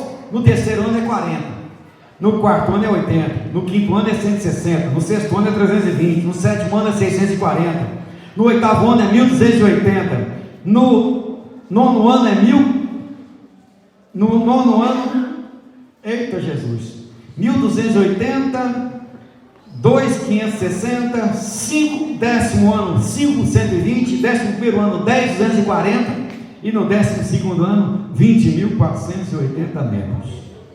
É possível isso? Se entendemos a visão discipuladora, porque às vezes a gente fica com um programa que já está ultrapassado. Deus não está preso a programa, Deus não está preso a liturgias. Nós temos, nunca sair fora da Bíblia, mas tem muitas estratégias da igreja. Eu acho que alguns domingos a igreja devia reunir na praça. O culto hoje vai ser na praça. O sol está bom, vamos para a banda, vamos com o coral, vamos para a praça, né? Igual a gente fazia na Praça da Sé, entendeu? A igreja tem que se espalhar pelos lares, pelas casas. Cada crente da igreja deve ser um discípulo, que gera um discípulo. Se você passar 1 ano sem gerar uma alma, é motivo de você chorar nos pés de Jesus. Se a igreja entender isso, irmão, logo a gente alcança o mundo. Glória a Deus. Glória a Jesus. Conta-se uma história, finalizando,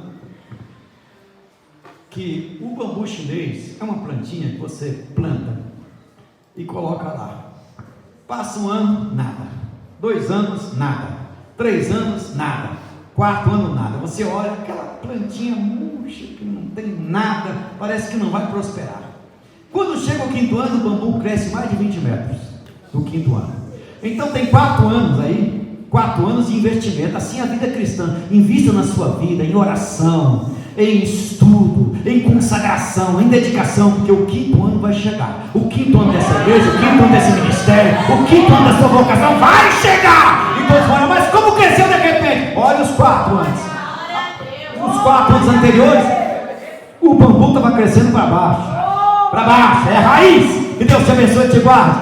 É a origem remota da igreja e o propósito da igreja, apenas em algumas pinceladas. Deus abençoe e retorna a palavra aqui ao pastor.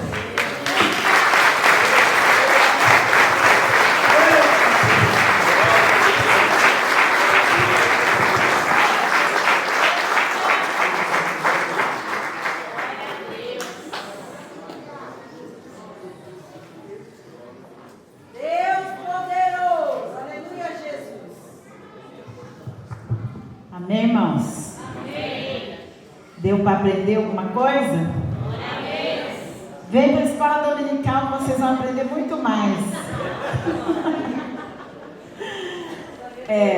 Infelizmente, né, nem todos têm esse desejo, né, de estar na escola dominical. A gente sabe, não sei, o César, né, que é superintendente, o irmão Edivaldo, a dificuldade que a gente tem de agregar o povo na escola dominical. Não é fácil, né, irmã? É muito difícil mesmo. Eu me lembro quando eu comecei a vir para a escola dominical, meus filhos eram pequenos, estavam começando a crescer. Eu falei para o meu marido: eu preciso ir para a escola dominical.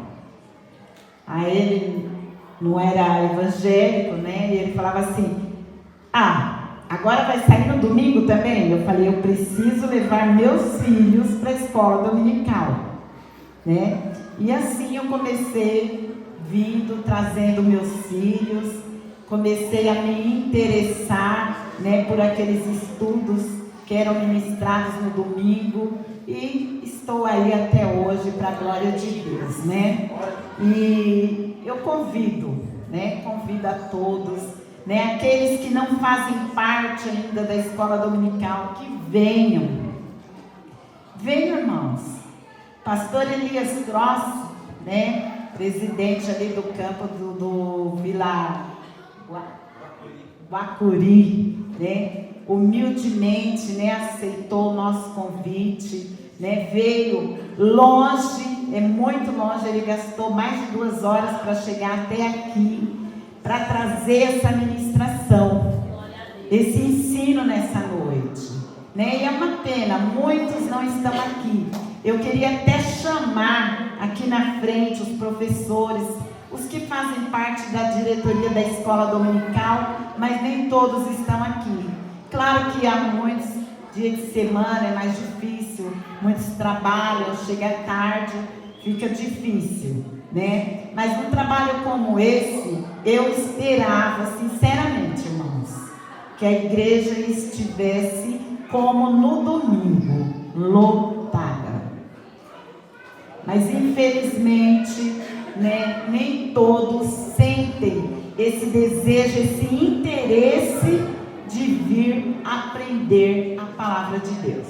Mas enfim, eu já quero aqui estar agradecendo, né, a todos que se dispuseram, os superintendentes que nós convidamos e prontamente, né, atenderam o nosso convite. Pastor Francisco, ano passado convidei em cima da hora, né, pastor? O senhor falou: não dá para levar a igreja, irmã.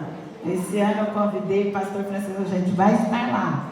Deus abençoe pastor Francisco, todos os pastores, pastor Marcelo, César, né, superintendente ali do Jandaia, todos, irmãos, sem exceção. Meu filho Júnior, Antônio Júnior, pastor Moisés, que é ali da Igreja Primitiva de Cristo Jesus, que prontamente também atendeu o nosso convite, né? Eu quero estar passando para o pastor, estar entregando para o pastor Elias Cross uma pequena lembrança,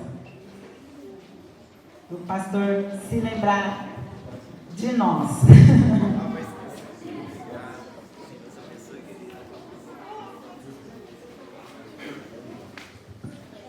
Também quero convidar aqui a Val, né, que atendeu também o nosso convite de estar louvando aqui nessa noite, para estar recebendo uma pequena lembrança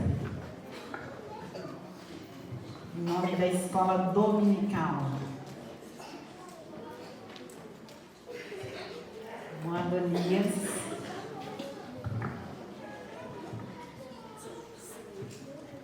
Val sorriso, né? Está sempre sorrindo. Amém, irmãos? O Coral Unido vai louvar? Cadê Elisete? Vai louvar? As crianças vão estar fazendo um jogral. Tenha só mais um pouquinho de paciência, tá, irmãos? A gente já vai estar encerrando. As crianças, venham, crianças. as mães tragam as crianças, viu? Tá tendo EBD também para as crianças lá embaixo, na salinha. Então, quem vir aí pode trazer as crianças, com exceção de sábado, né, Maiara? Que as crianças, as crianças vão estar saindo, né, no sábado, mas amanhã e domingo as crianças vão ter, também estão aprendendo lá na salinha, viu? Não ficam lá só brincando, não. Eles também estão aprendendo o mesmo tema que a gente está aprendendo aqui.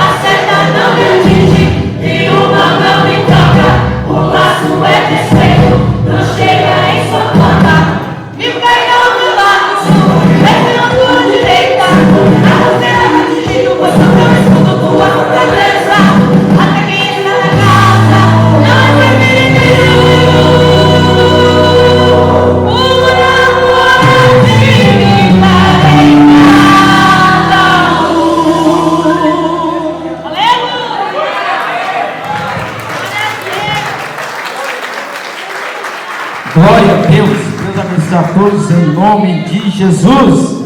Deus abençoe, pastor Elias, pela sua presença, pela palavra nessa noite. Pastor Clepa, nosso pastor regional, pastor Marcelo, pastor Novinho, pastor Moisés, César. Deus abençoe todos os pastores, pastor Marcelo, todos, pastor Francisco, todos os obreiros da casa do Senhor. Deus abençoe a todos em nome de Jesus. A igreja ali do Vila Nilo, Deus abençoe. A igreja primitiva, a igreja de São Francisco. Bem, amanhã continua. Não falte amanhã. Amanhã tem mais. Pastor José Serafim vai estar ministrando a palavra do Senhor amanhã.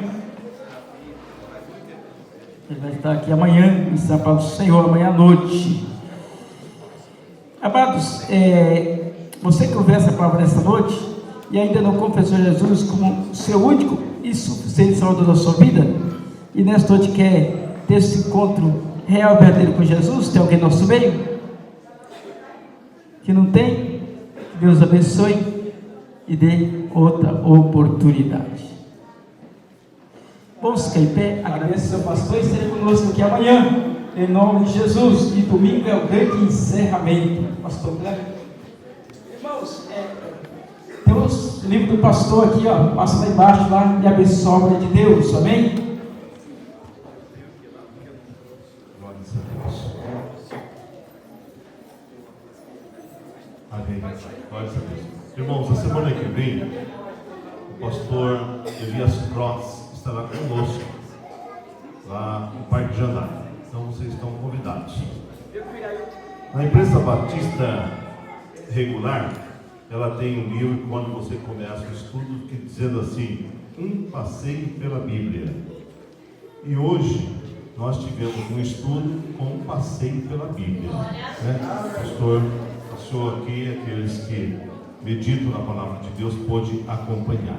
E se você quer continuar esse passeio, a semana que vem o pastor Elias Cross estará conosco lá no Parque Jandar.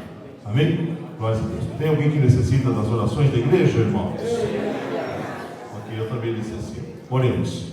Senhor Deus e Pai, neste momento nos reunimos aqui na tua presença e agora, Senhor, no intuito de agradecermos pela palavra que o Senhor nos concedida nesta noite. Senhor, também pela vida de cada um dos teus filhos, dos obreiros da igreja aqui reunida neste lugar, ao ministrante, pastor Elias Cross, que ministrou, Senhor, nesta noite a tua palavra aos nossos corações.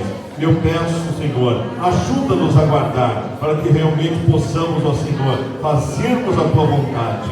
E aqui eu peço também neste momento, Senhor, nos leve em paz, nos cobre com teu sangue, nos dê uma noite de bênção e de paz. É o que nós pedimos em nome de Jesus. Glória a Deus. Estenda as suas mãos. Que o grande amor de Deus, a graça de nosso Senhor e Salvador Jesus Cristo, a comunhão e as consolações do Espírito Santo permaneça com esta amada igreja hoje e para sempre. Todos digam amém. Deus abençoe a todos em nome de Jesus.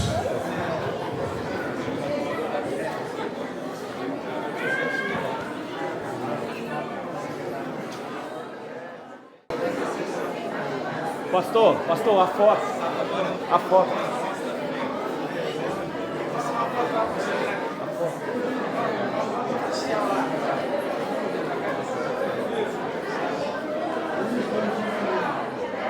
Pega aí. Tá.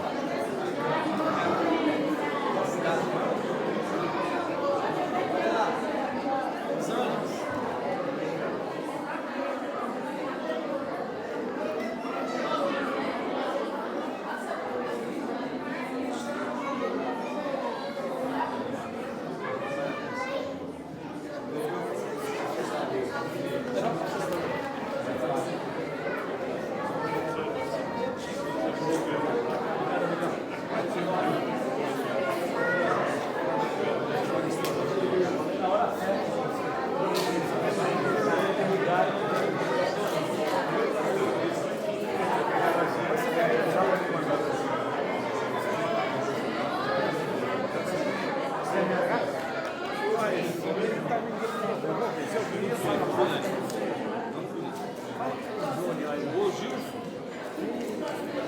preços dos livros dele.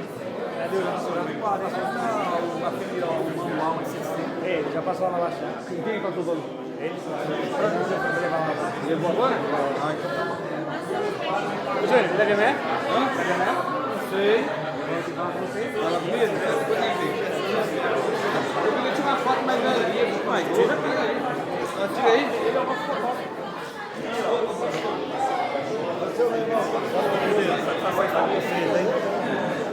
Ó, vou estar com vocês lá, hein? Vai lá, Júnior.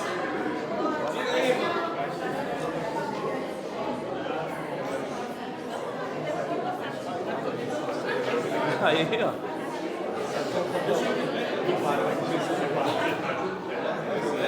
Sou o pastor Gilson. Em nome de Deus. Satisfação de ver.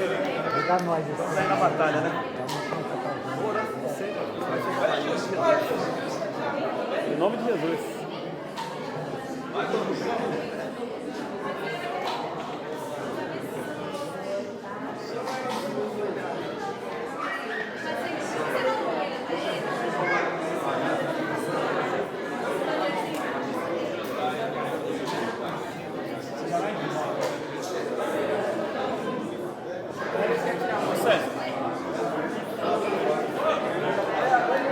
César.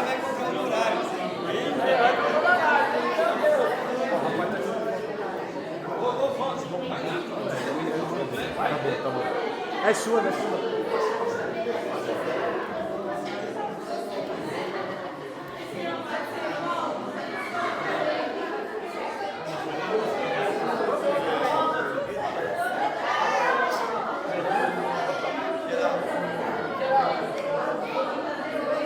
César, vai lá no meio, vai lá no meio.